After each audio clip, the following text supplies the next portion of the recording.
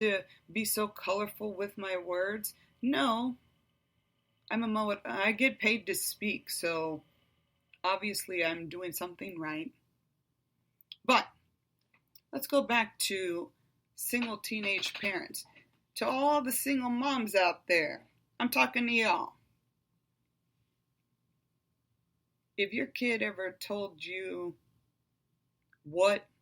No, I don't want to, you don't understand, I swear to God, if I hear you do not understand one more fucking time out of anybody's mouth, they're probably gonna get teeth knocked out. Honestly, I can't stand that. Don't tell me you're sorry. I don't believe in forgiveness. Science tells me my brain is not gonna forget the act. So how can I say I truly forgive you when I'm still going to obviously have feelings attached to the action that made me react? I don't sit in my room all day and work and stir the pot and sit around and say, hey, I'm bored. I'm going to start shit with my own kids. No parent thinks that way. We do not sit around and stir up drama on purpose. We call you out on your dumb, bad, shitty, piss poor, motherfucking, cunt looking attitudes. And then you feel some type of way about it. Well, I'm here to say to all the parents out there, whether you're single or not, every time we get out of bed and make the choice to put one foot in front of the fucking other, our children should feel blessed. Our children should feel blessed. I lost a parent very tragically and unexpectedly and in my home.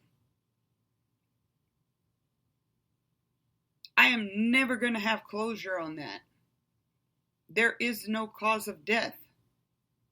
They didn't find one. So it literally says inconclusive. Never going to have closure on that shit. So to the kids listening to this show,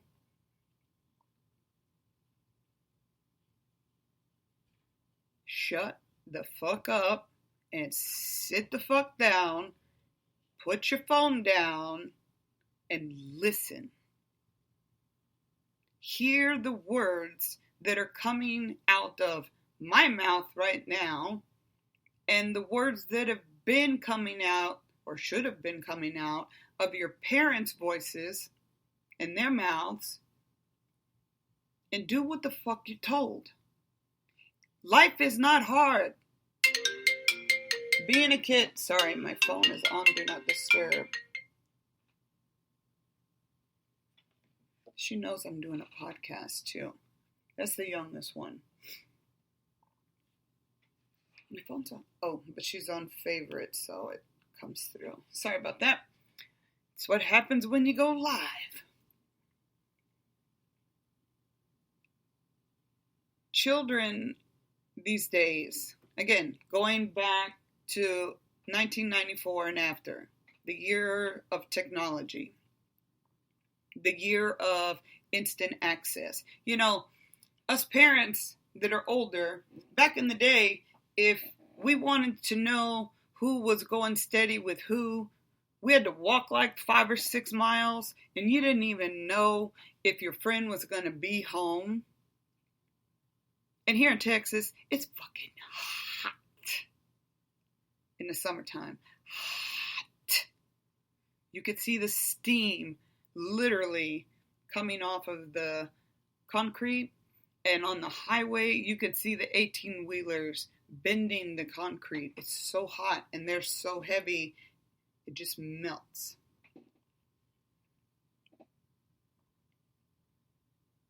One second can change an entire family dynamic. And I asked Maddie before this fight, not long ago, maybe a month or so ago, I asked her, I said, I know you don't like to talk about the past, and automatically, boom, attitude. I don't want to talk about this. I don't know why you are always talking about the past. Well, bitch, because I got shit I need to get off my chest. Now, listen. The question is, out of all the weird, tragic things you say happened to you, do you by any chance remember the good shit I did? The magic tricks I pulled out of my fucking ass? The fact that I went to jail so that you could have food, clothes, shelter. And I didn't just do it for her. I did it for the whole fucking community. I'm a giver. Well, Madison would have you believe I'm fake. I'm doing it for attention. That's what all kids say about their parents. Well,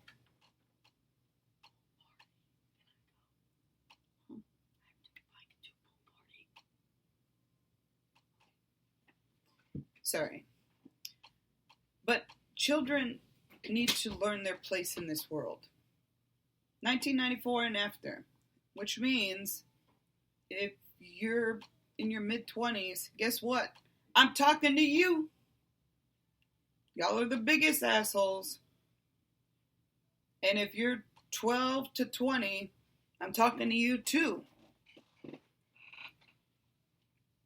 Parents have to take back the reins, and you have to stick with it. I have always been the harsher parent.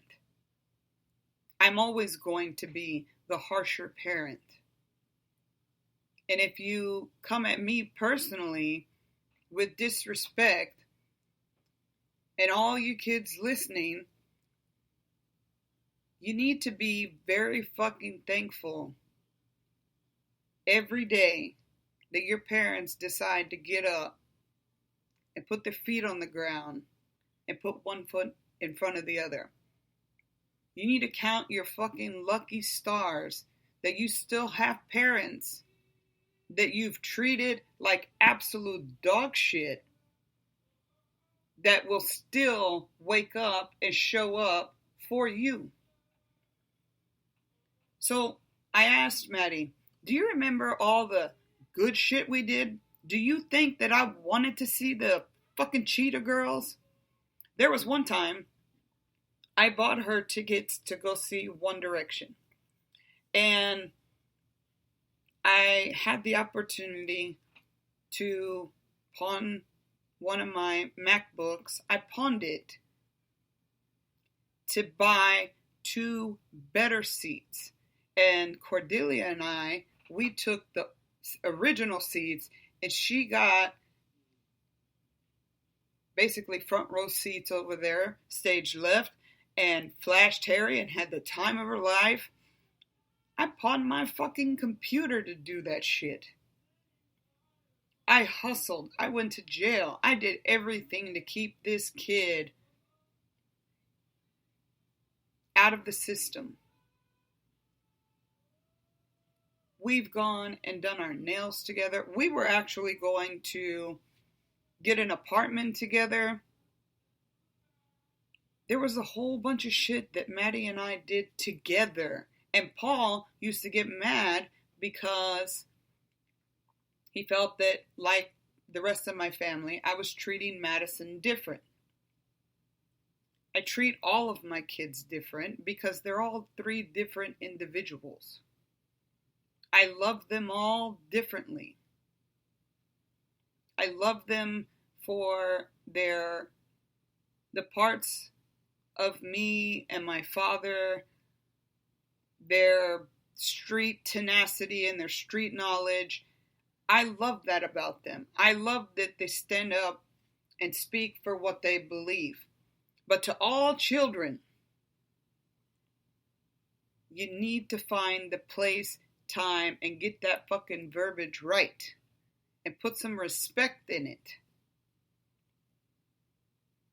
The problem in this country is not just the fact that it's corrupt. It's always been corrupt. Since 1994. Well, no, go back to Nixon. Watergate. The system's been broke. Right now, parents are complaining they don't know what to do with their kids.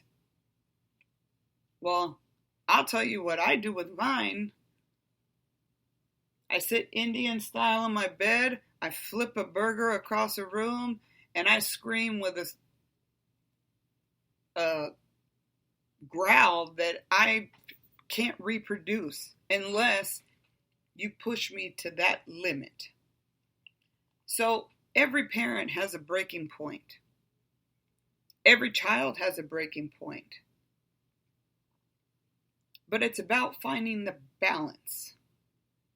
It's about finding balance.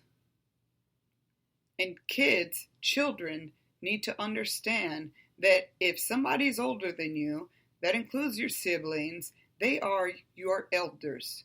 Look it up. There's a really cool book back in the day we had. It was called the Webster's Dictionary. Look that shit up.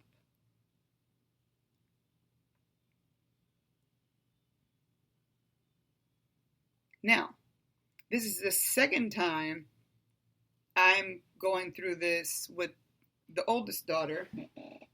And a lot of people have asked me because I haven't skipped a beat at all. Not at all. And I truly 100% do not feel one type of way or another about the malicious words that came from my daughter that I did time for and made all her fucking dreams come true. I'm still working on getting Harry Styles to go to sing at her wedding. What she showed me with the vile words, you don't ever tell somebody who brought you into this fucking world and has given you every fucking thing that you've ever asked for. I bought a vehicle that was $900 a month to get and me and my sister would drive her back and forth to Arizona, California, because she was model when she was young. She was still modeling whenever she went to the Air Force. I have always given to all of my kids. But since we're talking about disrespect and children finding their place and parents taking back their place, I'm going to ask you to think about it like this. If you don't get control of your kids now, and you think this country is fucked up now, let me let you in on a little secret. These little assholes running around, bumping their gums, disrespecting elders, and doing the most. They know everything, right? These are our future leaders of the country. Think about that. And you will find your parenting granny panties and you will put them on and you will take off your chancla. Chancla means sandal for all the white privilege, whatever that means. White privilege is not a thing, especially when you're Hispanic. But anyways, you can still take off your shoe and fucking beat your kid's ass. I don't care how old they are. And had Madison been in front of my face either time that she talked to me the way she did, both times she would have had to go get dental work. But you know what's funny?